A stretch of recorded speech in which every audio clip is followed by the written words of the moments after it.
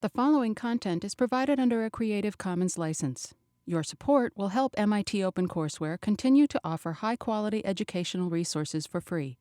To make a donation or to view additional materials from hundreds of MIT courses, visit MIT OpenCourseware at ocw.mit.edu.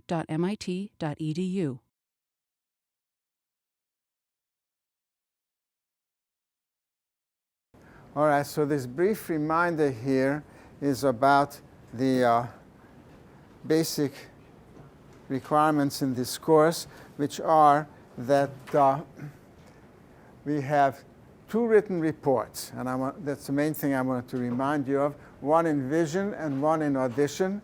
And I presume all of you have the syllabus that was a handout. And in that syllabus, and if you don't have it, we can provide you, of course, with a copy. And on the second page of the syllabus, it says written report, vision part. And this report is one that is based on an article published many years ago, which was a very influential article back in 1967 about the so-called accessory optic system.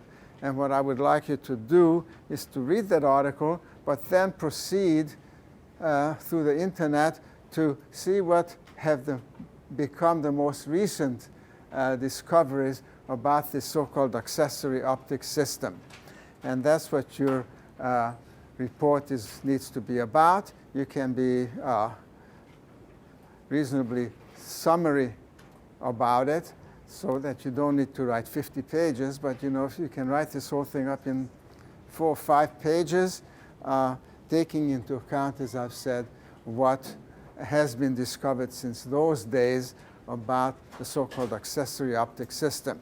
The reason I thought this would be a good assignment, because it will give us a good historical sense of how knowledge has expanded in this case since the 1960s, in uncovering yet another attribute that you have in the visual system that starts with a specialized set of cells in the retina and then proceeds through a special series of steps until it connects with the oculomotor system. So anyway, that's the task, and that will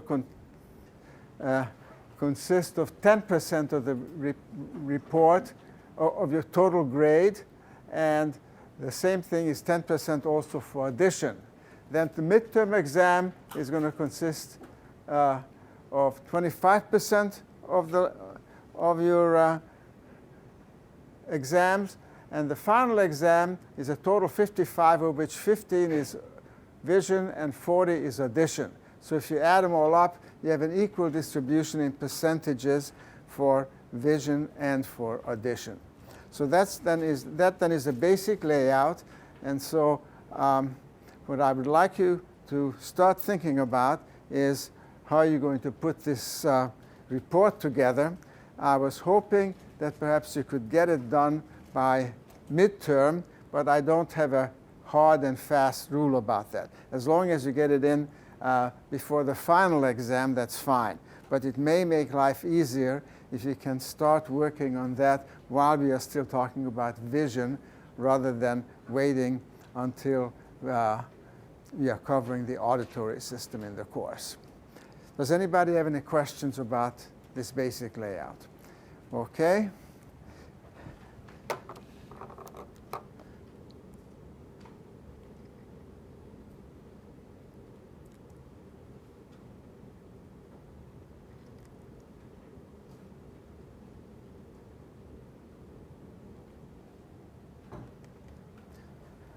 All right, now today we are going to talk about form perception. Let me say one more thing, that next time, as you have it on your syllabus, we are going to be covering illusions. I think that'll be fun. You'll see all kinds of interesting illusions and some inferences as to what we think about how those illusions come about by virtue of the fact that there are all sorts of interesting rules and facts about how the visual system works. And then during the second half of the next lecture. This is this coming Wednesday. We are going to talk about visual prosthesis. All right, so that in essence what we're going to cover next time. So now let's get back to today. We're going to talk about form perception. This is a topic that even at this stage we still only have rather limited knowledge about how the brain is capable of carrying out the perception of form. And we are going to look at some inferences and some ideas about it. And I will also provide you with a brief historical background, because this has been a topic of tremendous interest for people for centuries, trying to understand just how we are capable of seeing forms, shapes, patterns. All right, so the first influential idea that emerged about this is called structuralism. And this idea actually took place in the late 19th century. And one of the prime proponents was a fellow called Titchener. And they had, in trying to come to grips with how we do this, had a rather basic idea, much like building a house with bricks. The idea was that perception is an aggregate of simple elements. You just have a whole bunch of elements that you put together, and that generates a more complex percept. Okay? The problem with this approach was that the first problem was that they began to do experiments, and they asked subjects to try to divorce a personal impression of anything they looked at, but to sort of physically describe it. So, for example, if you looked at an apple, how do you have the idea that it's an apple? And so they said, well, it has, say, 4 colors. And so the person would list 4 colors and said it would have several shades. And put all those together, add them all up, and that equals apple. Well, that was the idea then. And when they did this systematically, the thing became almost ridiculous, because they came up with more than 40,000 elementary sensations, thinking that somehow we put these elementary sensations together, 40,000 of them, and that gives us a sense of an apple or a banana or whatever. Now, as soon as this sort of became well known, a lot of opposition arose. And one of the most famous ones then was the opposition that was brought about by Gestalt psychologists.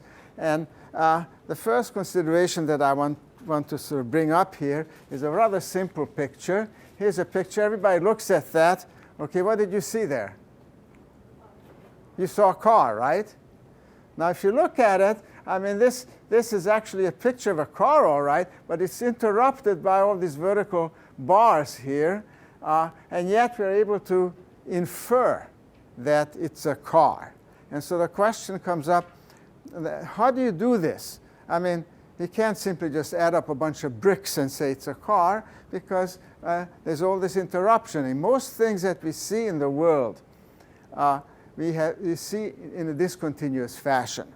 And as a result of this, the Gestalt psychologists, which happened sort of in the 1920s, began to think about this whole problem in a very different way.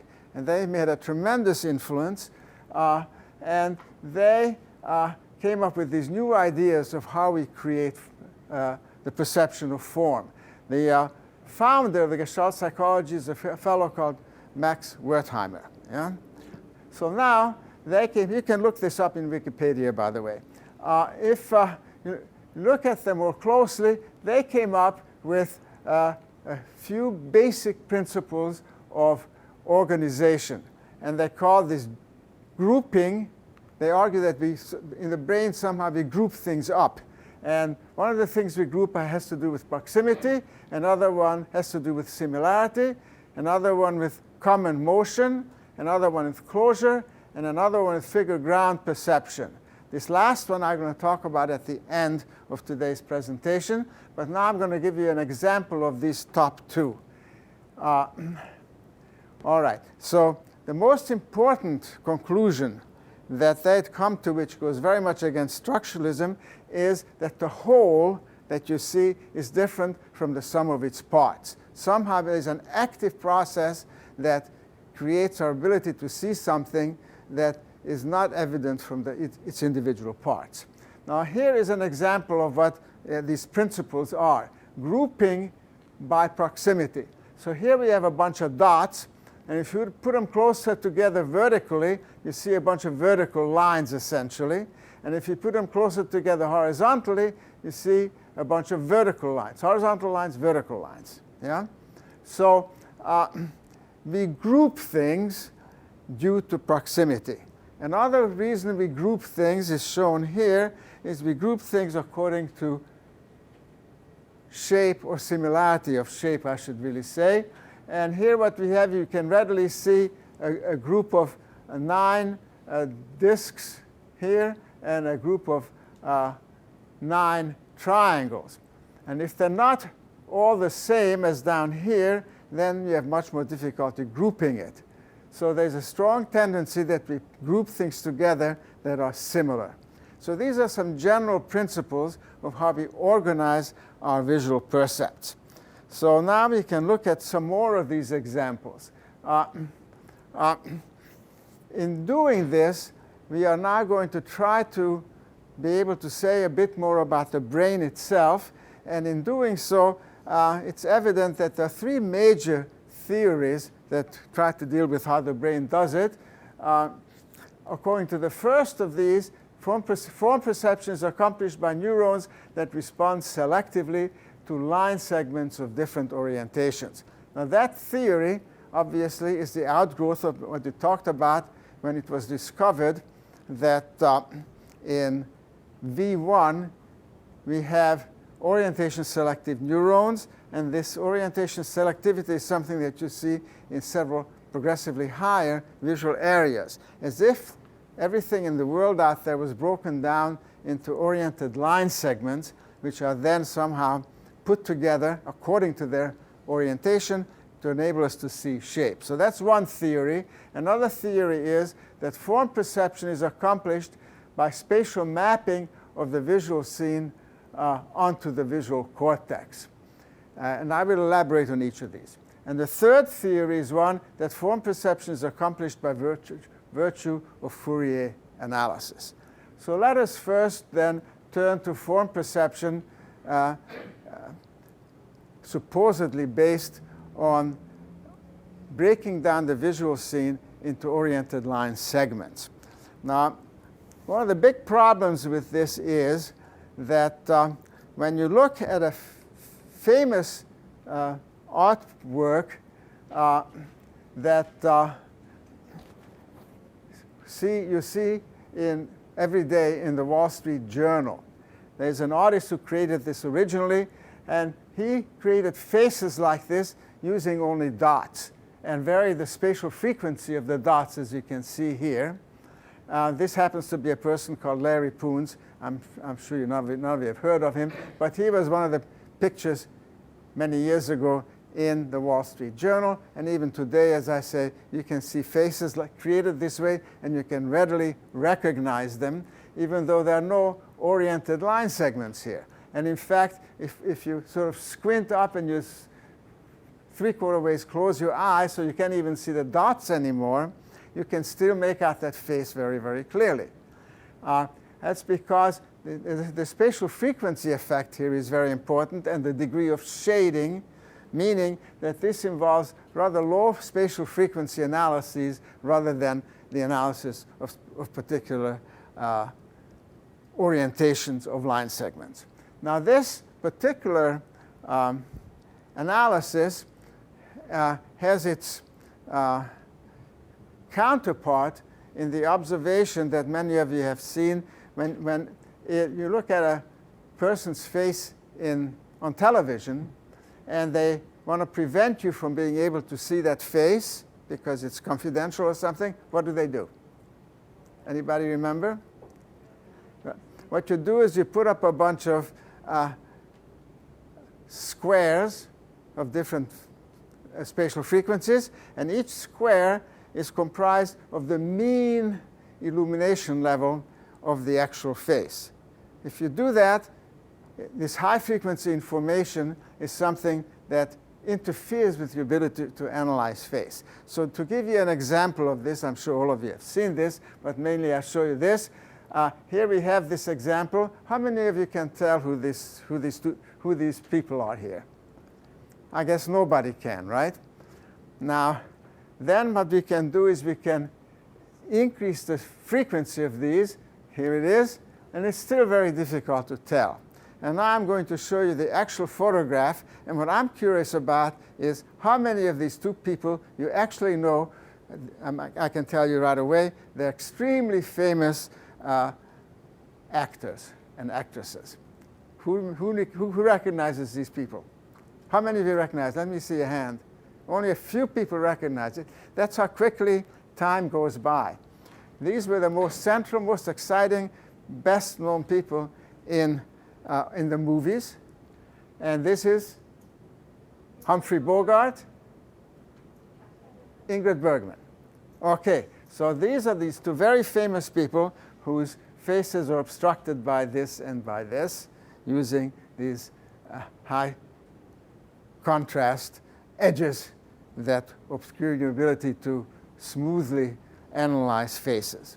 So that then suggests that this idea that we extensively use oriented line segments to analyze faces at least is an insufficient explanation of how the brain processes shapes. Now, another idea is so-called topographic mapping. This idea, I'm sure, you can already reject on the basis of what I told you about how the visual system is laid out, but now I'm going to belabor that so that you can follow it closely. Here we have a runner, of course, and here we have a monkey brain to make it easy to understand. And the idea here is that this image, once it was discovered that the visual field is laid out topographically in the visual cortex, the idea was that what happens is somehow, and I'm unfair to poke fun of it, but the idea is that the mind can look at the creation of this image on the cortical surface there, and thereby it can identify it. Okay, it's almost like a photograph, looking at a photograph. In this case, the mind looks at the photograph, so to speak, on the cortical surface. So they thought at the time is that this is what you have there, okay? That's the imprint of this image.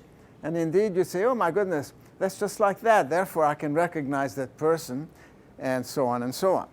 Well, I mean, that's a cute idea, but then when you take into account, as has been discovered subsequently to these ideas, that the topographic layout in the visual cortex is actually not one-to-one because of the magnification factor.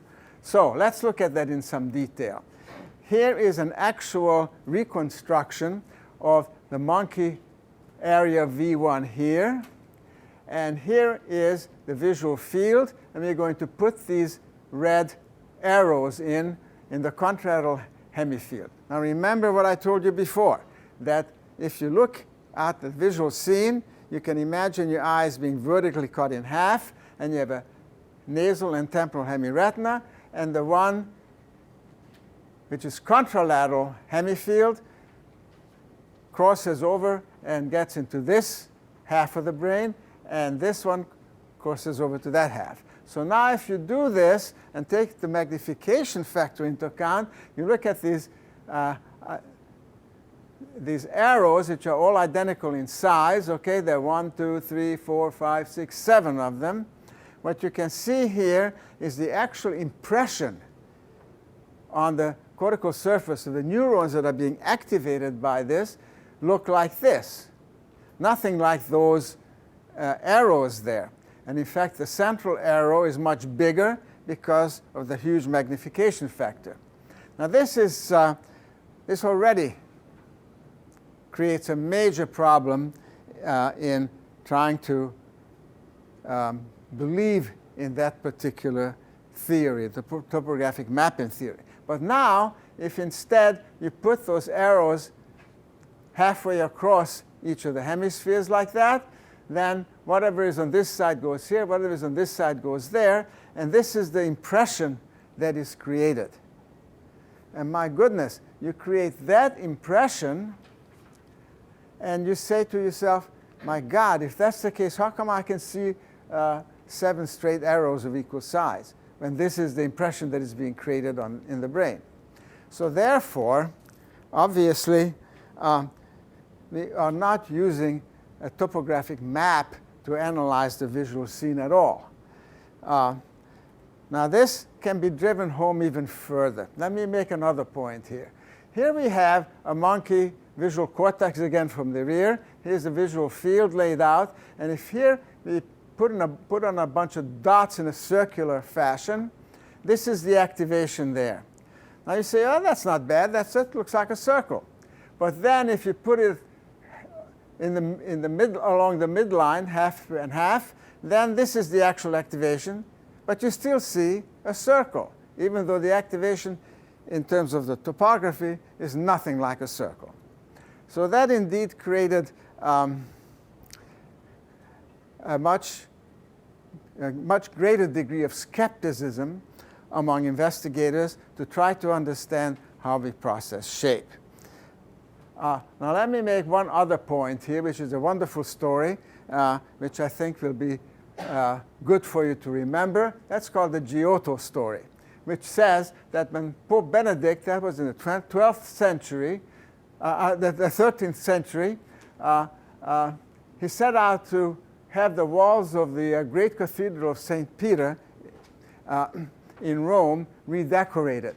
And so he sent out a bunch of messengers to various artists in Italy and asked them to provide some of their best work so he could evaluate it and could pick one guy to actually do the redecoration.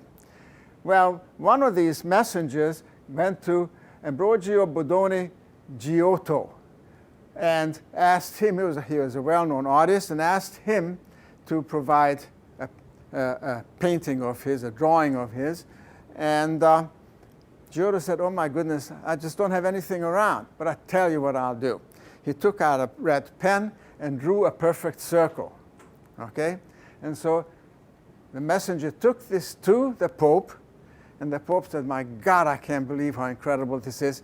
And so Giotto got the job of redecorating the Cathedral of St. Peter. To this day, there is this expression in Italy, in Tuscany, in Italy, which says the round O of Giotto. Okay? So this is the round O of Giotto, which somehow, in a sense, denotes perfection, perfection in sight and in perfection in your ability of execution in terms of a drawing, for example. All right, now, to highlight this even further, let me point out this to you here. What we have here is a bunch of imperfect circles, one of which is perfect. So if you keep looking around, you should be able to spot which one it is, and you should tell me what letter denotes that circle. Which one is a perfect circle? C. Very good. All right. So we are incredibly good. There's a slight difference here, okay, or even slight difference here, and yet we can see this very slight difference, and we can tell what a perfect circle is. I mean, that's incredible, given how the impressions are made by those circles on the visual cortex. So that is an incredible puzzle of how we are capable of doing this, and I'm afraid even to this day we don't have a really good answer of how this happens. Okay, now the third theory that has become actually probably right now one of the most successful ones is claims that you analyze the visual scene by taking into account the spatial frequencies that are impinging on the retina. Okay? This was created by Fergus Campbell and John Robson, very influential. And they pointed out, first of all, that a very interesting finding, which I think I've mentioned once before, that if you vary the spatial frequency as well as the contrast, we have this sensitivity function like this. I did show you a picture of that the last time. And then, furthermore, what they had shown is that you can create all kinds of complex percepts by varying the gratings, make them simple gratings, compound gratings, and compound gratings with much lower contrast. And when this is simple different spatial frequencies, these are compound, and these, as I've said, are lower spatial frequencies. So then, if you again squint, then you will see something much smoother. So they actually carried out a detailed mathematical analysis using Fourier analysis, and what they did was quite remarkable. They would break down a visual scene, like a photograph of New York with all the skylines, okay, skyscrapers. And then they would convert that using Fourier analysis, and they could recreate the visual scene with a high degree of accuracy using that procedure. Now, if indeed the visual system uses this, you have a number of basic logical requirements. And those basic logical, let me come back to that. The basic logical requirements are that you need spatial frequency analysis, and I've shown you that already when we talked about V1, that neurons there are spatial frequency selective. Secondly, that they are contrast selective, which you know already, and of course that they're orientation selective, and they can tell you about phase. As long as you have these four attributes, you can perform a detailed Fourier analysis to reconstruct the visual scene. So now to test this even further, they did a series of experiments in which they asked the question, is it true that you have a particular spatial frequency analysis that you can manipulate that? And so they did an experiment which called a frequency-specific adaptation experiment. They would present to a subject this display and have the subject look at this for a couple of minutes without having to fixate. And then they would look at each of those, and they found that this one, which is the same spatial frequency, they had difficulty seeing because of this adaptation. And so then they did a series of careful studies and carried out this analysis and showed that you could get any kind of spatial frequency to lose your sensitivity for it if you had been pre-exposed to it. So that's what that looked like. And by doing this systematically, they came up with the idea that what you have in the visual cortex is a series of channels that are spatial frequency selective. And I showed you when we talked about V1 that indeed there are neurons there that are selected to particular spatial frequencies. And they propose that you have a series of channels like this, okay, that peak at different spatial frequencies. And by activating them selectively, you can reconstruct virtually anything out in the visual scene using Fourier analysis. Now, I think that then is the essence of that theory. And I can tell you that some people avidly believe in it, and there are some people who are highly skeptical. I'm not sure where I stand at this stage about that. But now, people began to study our ability to see shapes by recording in various visual areas. And I want to tell you next about some studies that had been done primarily in Japan, looking at infratemporal cortex, which is well known, you already mentioned that, to be involved in the analysis of shapes and in particular in the analysis of faces as well. So what these investigators did is they would record from individual neurons in infratemporal cortex. And when they did that, they would present various stimuli to see how those cells responded. And they found, they claimed to find, that there was some incredible specificity in infratemporal cortex for shapes. And so what they did, here's an example. Here we have the neurons' responses, histograms, and on top, above it, we have the particular shape that was presented repeatedly. So this particular cell responded vigorously to this, okay, but very poorly to that, and so on down the line. But you can see that it responded to several different shapes, quite well to this one, reasonably well to that one, so a whole range of them. So it wasn't like this particular neuron responded only to one particular shape. But that idea that you have neurons which are specific for certain shapes did take on a lot of attraction on part of investigators, and some of them indeed thought that you have these neurons which are selective to individual elements in the visual scene. And those, subsequently, the critics refer to as you're having grandmother cells. Somewhere in the brain there's a cell that represents your grandmother. All right?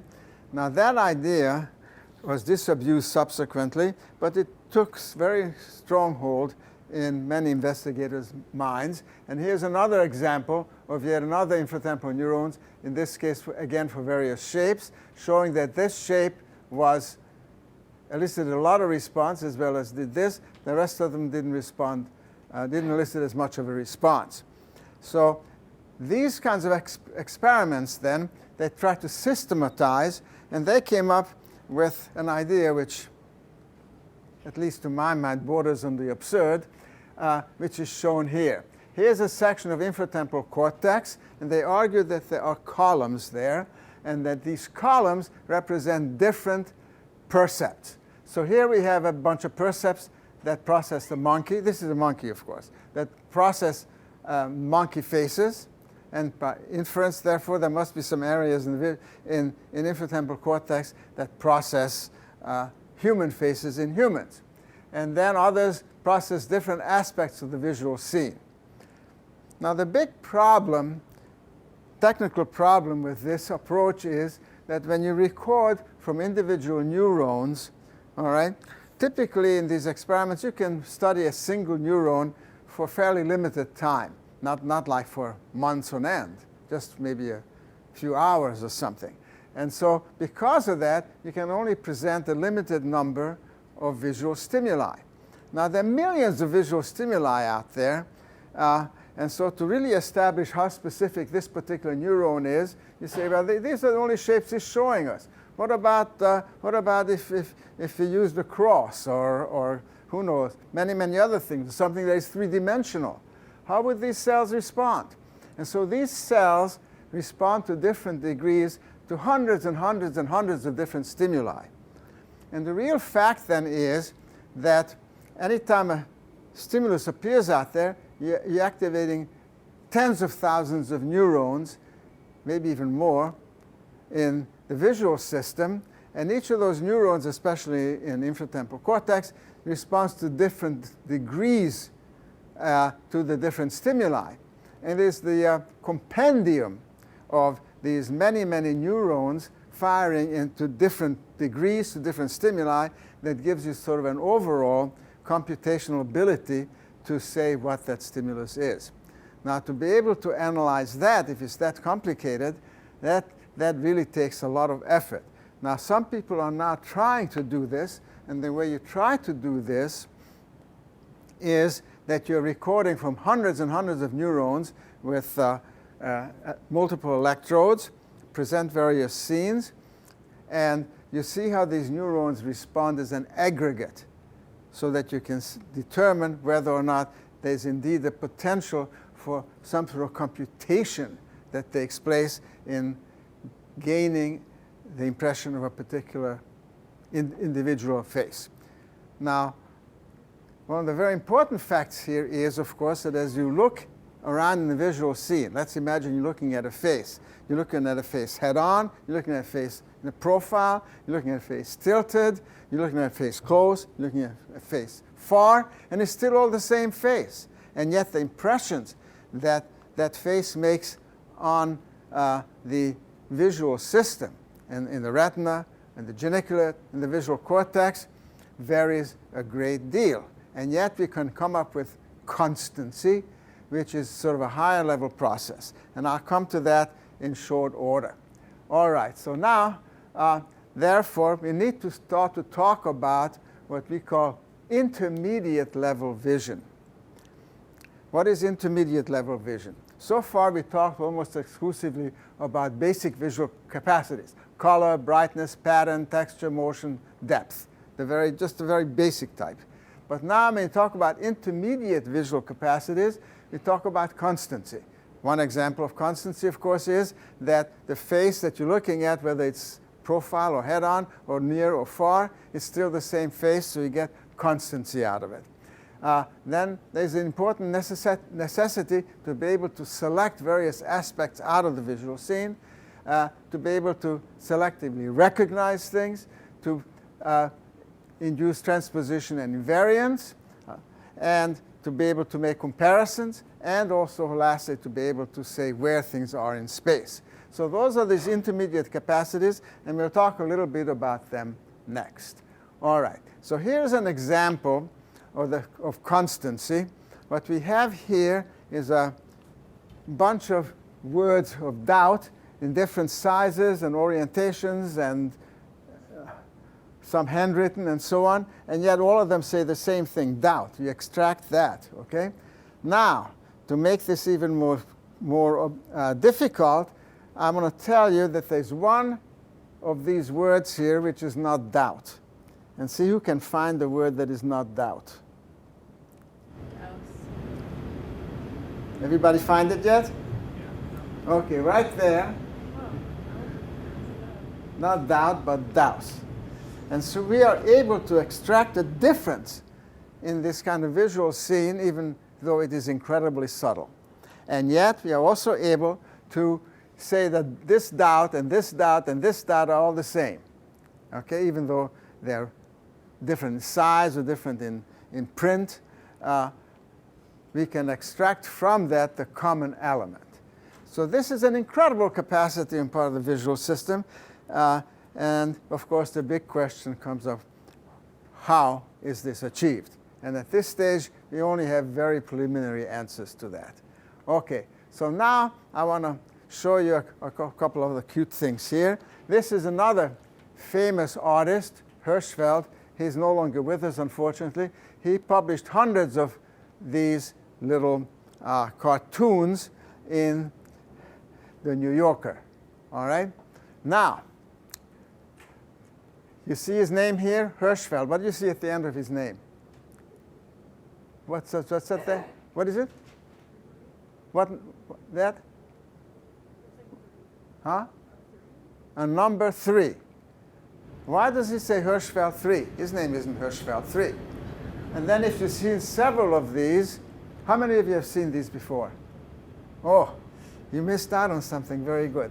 One of these, look it up sometimes again on the internet. Just type in Hirschfeld and some of these will come up. So he says 3, and some of his pictures may have 1, some of these pictures may have 5 or 6 at the end. And you say, well, what on earth is that? Anybody know? Yes? Doesn't he have other names hidden in the images? So maybe that's... Aha, that you're thinking well. Okay, that's getting there. Okay, so he's telling us something that there are 3 of in this picture. That's what he's telling us. Okay? So what is the 3 of that he has in this picture? Aha. Anybody want to come up with it? Is it line orientation? Huh? Is it like the orientation of the line? Orientation? No. Mm-hmm. Okay, I'll give you a clue. Hirschfeld had a daughter who he was very fond. Hey, fantastic. Nina. Okay. So had a daughter, Nina, and he decided in his display to put her name up there. And now he said he put her name up there 3 times. Now who can find all 3 of them? Okay, here's one. Here is another one. Okay, and here is a third one in the arms. And so that's one of the fun things you can do. Back when he was doing this actively, every time he had a cartoon like this, I would spend some time trying to see where are the Ninas. So that, I think, is quite remarkable. And further highlights the complexity and the remarkable ability of our visual system. Okay, so now I'm showing you yet another picture. Now in this case, again, you have to be knowledgeable about something. Does anybody know who this is? Oh, all right. Well, let me see if I make it smaller. Can you see that now? Who is that? Okay, that's Voltaire. All right. Now Voltaire, 18th century, is a guy who had outdone all of us. He had written 2,000 books. Can you believe that? A guy had written 2,000 books. But that's not the prime point here. Most of us who know a little bit about history immediately recognize him and say, oh yeah, that's Voltaire. But then if you go back here and you look at this more closely, and so what I'm going to do here is just to tell you what a remarkable artist, the guy who did this is Salvador Dali. This, by the way, is his wife. Okay? And so what I'm going to do here, I'm going to blow up the center portion of this figure. There it is. Can you see this? This is 2 faces, 2 nuns, and this is their outfit. So there's nothing there that is really Voltaire, but he's such a remarkable artist that he could create Voltaire by playing around with this. Okay? So let me go back to the display again. Okay.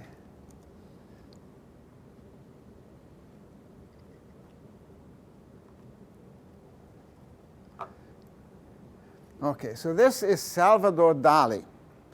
And certainly it's an artist who's remarkable. He has many paintings on which you have this kind of a double confusing thing playing on your ability to see. So because of that, for people like me who's interested in how we see things, certainly I'm very intrigued by his artwork. And you may enjoy looking that up again on the internet. Okay, so now I'm going to tell you yet another interesting aspect of art involved in this. And this one has to do with a book, a very clever book that was written by David Hockney. Has anybody ever heard of him? I'm not surprised. He's not that well known. But the book he wrote is called Secret Knowledge. Well, what was that all about? Well, he analyzed how artists created paintings way back when, and in subsequent years up to the present. And now I'm going to show you some of his pictures and give you a sense of what this is all about. Here is a picture, okay, by Masolini da Panicoli in 1425. This was a typical kind of picture back then. Artists had a very poor sense of how to create depth perception in a painting. That was before they came up with the vanishing point. And so this kind of looks flat and fairly expressionless. This was in 1425.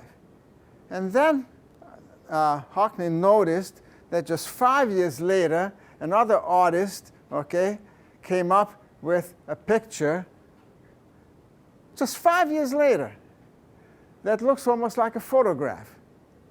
And he said, what on earth has happened? And that's why the book is called The Secret Knowledge. So what happened? Anybody know? All right. Well, let me tell you what happened. What happened is that at that time, okay, in the 1400s, they came up with the lens, okay? And so they created a device called the camera obscura. Does anybody know what the camera obscura is? It's essentially very similar to a camera, okay? So here we have it. Here's a camera obscura. And what they did, these artists, they would create a building, so it would be dark inside, and then they would put the lens here, and they would put some object out here that they wanted to take make a painting of, and that would be reflected onto a piece of canvas here. Of course, it would be upside down, right?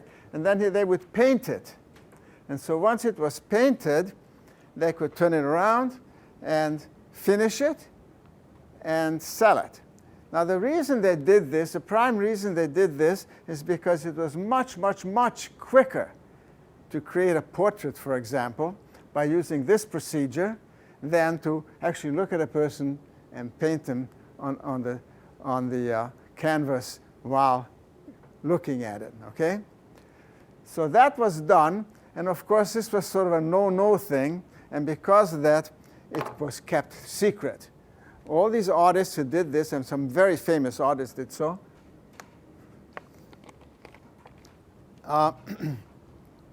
were very careful never to disclose to the public that they did this kind of thing, because it was conceived to be a kind of a cheating thing, okay?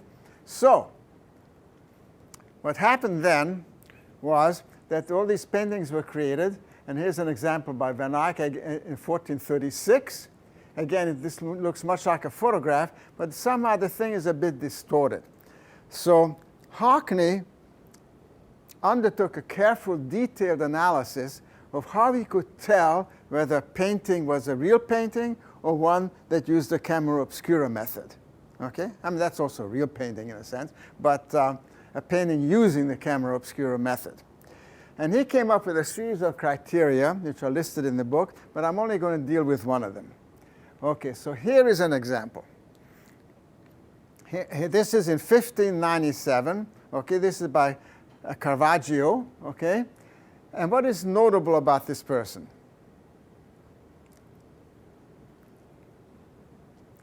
Well, to Hockney, what was notable is that this person is holding the wine glass in his left hand. Yeah? And he said, huh, that's curious. And then he looked at a whole bunch of other paintings, and he had one in which there were 3 people on the painting, and all 3 of them were left-handed. Yeah? And he said, my God, that is really curious. And he said, well, let me analyze what happens when you do this kind of stuff with the camera obscura method. So here's the example of this. This is the original image, he claims, okay, meaning the person is right-handed, is not left-handed. Okay? Then you put this person through the lens and put him up here upside down like that. Okay? He's painted on the canvas like that. And then what you do is you rotate this 180 degrees. And when you do that, lo and behold, the person becomes left-handed. And to make this clear, I added the F here. So this is a normal F. This is when it's projected onto the canvas. And this is when you rotate it 180 degrees.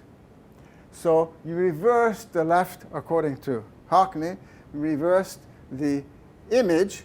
And so it was a dead giveaway that most of the people who appeared left-handed in his paintings, in these paintings, I should say, not just Caravaggio, but several other people, used the camera obscura method for creating the painting. All right? So that is the process. And then I want to show you one more example of this. Okay, this is a very famous painting also. All right? This is the so-called marriage of Giovanni Arnolfini. Okay, all right, and this is by Van Eyck. Okay, again, 1493, way back then. Now this is a famous painting. Now there's one interesting thing. First of all, I want to point out. You see this here? That's proof that in those days they have come up with the lens. Yeah. Now, what is wrong with this picture? This guy who is about to marry this woman is holding her with his left hand. I mean, that's unacceptable. He's supposed to hold it with the right hand. Yeah? Now, the reason he's holding it with the left hand is because the artist, yeah, Van Eyck, used the camera, according to Hockney, used the camera obscura method to paint this picture. Okay? And then he rotated 100 degrees, 80 degrees, and he became left-handed as a result. Okay? Now, if instead of having done that, you would go back, well, you don't have to go back. Let's go back to this. If you take this guy here and you create the picture, but then instead of rotating it, if you could flip it, then he would remain right-handed. But of course you can't do that because it's on a canvas, it's not on a transparency. So that then is the interesting story of artwork that was created using the camera obscura system that further highlights the amazing, interestingly complicated manner in which we can analyze the visual scene for shapes. All right.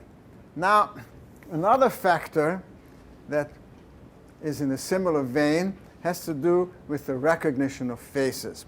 Lots of experiments have been done, including several in our department here, that has recognized that, unfortunate use of terms, recognition, recognized, became aware of the fact that facial recognition depends very heavily on seeing faces right side up. When faces are upside down, you have great difficulty telling who is who. Okay? So let's do that. Here are a bunch of faces, and I bet you can tell this one, right? Who is it? And who is this? Very good. And those two you don't know. The problem is that I'm going to flip this over now, and you still won't know who those two are. Okay, so this one is Norbert Wiener. Now, all of you know about Norbert Wiener. He's one of the great geniuses of our time. He came up with the digital code. He used to be a professor at MIT. And this here is Chuck West. Anybody recognize him? Chuck West was a president of MIT for what? For eight years, I believe. Maybe more. 12 years? I forget. And he has sunk into obscurity, even though he was incredibly visible for many, many years. If I'd have shown this to you, say, 8 or 10 years ago, you would immediately recognize him because he, at that time, was a president at MIT. So that then is an interesting fact that even though we are capable of using intermediate level vision in a very sophisticated way, it does not seem to work that well for upside down faces. You guys did pretty good with those, yeah. But it takes a while. If I'd have flashed it on in a tachistoscope, you wouldn't have had a vague idea of who those people were. But once it's on for a while and you can analyze it, you can eventually tell even an upside down face. Okay. Now, in the same vein as we are talking about our ability to process shapes based on contours and whatnot, one of the interesting set of experiments people had done is to look at what is called subjective contours. And so let me give you a couple of examples of that. Here's an example. Almost instantly, here you can see a disk, and here you can see a square rotated 45 degrees, a diamond, if you will. But if you analyze this carefully, you can see that about 80% of this border here is not a border. There's no border here. There's no border here, here, here, here, here. And yet we can see a square. So there's some strange ability in part of the visual system to complete inferred borders. All right, I'll come back to that in just a minute. Now, another example of this is shown here. Can you make out what it says here? If you look a little bit, you should be able to see. What is it? Visual system. Very good. Well, it's difficult to see. But as soon as I turn this into color, you have no trouble at all. And that highlights another important reason why color vision is so useful and has evolved, because it enables us to see borders where under certain conditions and lighting conditions, borders would not be visible under black and white. Okay, so now another interesting example has to do with further subjective contours. And here's an example of one with a high contrast where you can readily see a cube. Does everybody see a cube there? All right. But if you look here, it's next to impossible to see that, because here the stimuli are isoluminant. So here you eliminated contrast, which is a very important aspect of being able to analyze the visual scene in various ways, including 3 dimensions. All right, so now here's a very interesting discovery that was made by recording an area V2. The recordings were they're made to see whether those neurons perceive subjective contours. So here is a receptive field, and you take this bar and move it back and forth across it, and you can see it gives a vigorous response.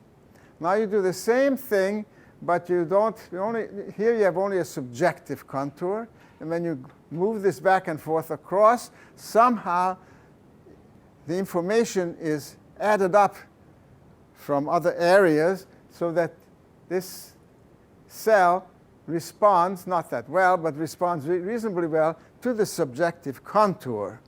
So it's said that in V2, you can carry out some of these higher level processes that enable you to complete figures even when they are incomplete like that. Okay, here's another example of that. This is even more dramatic. In this case, we take this bar back and forth across. That's a big, vigorous response. And then you do the same thing. You create a bar here simply by discontinuous horizontal bars. And still, the cell responds quite well, as if it were seeing an edge here. So you have this kind of completion in area V2. So this is sort of an initial hint, then, that already in area V2, you begin to process higher level events, among which is the fact that you can complete incomplete contours. All right, so now, the next thing we're going to turn to, we're going to ask the question, when they deal with these so-called intermediate level visual capacities, what happens when you take out such areas as V4 and MT to your ability to see these intermediate visual capacities? So let me describe to you some of this, how one would do experiments like this. First of all, monkeys are trained. This is done with monkeys, of course, because you can't just take a human and remove V4 MT. And so what you do here is you first present a fixation spot. Once the monkey fixates, you present a shape, in this case a square. And then you present a whole bunch of other ones, okay? Only one of which is the same as the original. And the monkey has to make a saccade there to be rewarded. So he has to be able to detect identity, okay, which is an intermediate visual capacity. So that's what this is like. And so then what you can do here is to vary the amount of information you can provide, again, by reducing the amount of contour information that you can provide. You can do this in several ways. First of all, before we do that, I'll come to that in a second, let's just see how does a monkey do when you do those very similar shapes I just have shown you after you take out area V4. What you find here is that the monkey initially, after you take out area V4, can even do the regular task, which is this one, right? So this is identical to this one in this case. And when you do that, he does very poorly to begin with, and then gradually over many, many days improves a great deal. And then if you put a new figure in, then it takes a while for him to learn that. All right? Now then, what you can do, now I come to this business of having the same figures, but you can vary them now so that you have to do a transposition to do an intermediate visual task. In this case, what you do is that you vary the size. In this case, it's identical, just like it was. In this case, you see that this is smaller than this, but you say, oh, I have to find the circle. Doesn't have to, I'm not looking for identity. I'm looking for something that's the same looking. And here we have an even bigger case. This is a triangle, and so the monkey makes a staccato. That one here to this one. So that has to do a transposition in size. Another thing you can do that we talked about, you can vary the amount of contour information by doing this kind of occlusion. And the degree of occlusion you can vary by varying the spatial frequency of the display. And lastly, you can also decrease or increase the amount of contour information that you provide. Now, if you do this, you get a huge effect after V4 lesion. Okay, this was the normal condition. Okay, with varied object size. This is the occlusion, and here is the varied contour information. You can see that there's quite a dramatic loss, not a total loss, but quite a notable loss in the monkey's ability to perform this task. And this is also reflected in a huge increase in the latencies with which the monkey can perform the task. So area V4 seems to play an important role in these intermediate visual capacities, and I'll come to some more examples of that in just a minute. Now, yet another important factor in analyzing the visual scene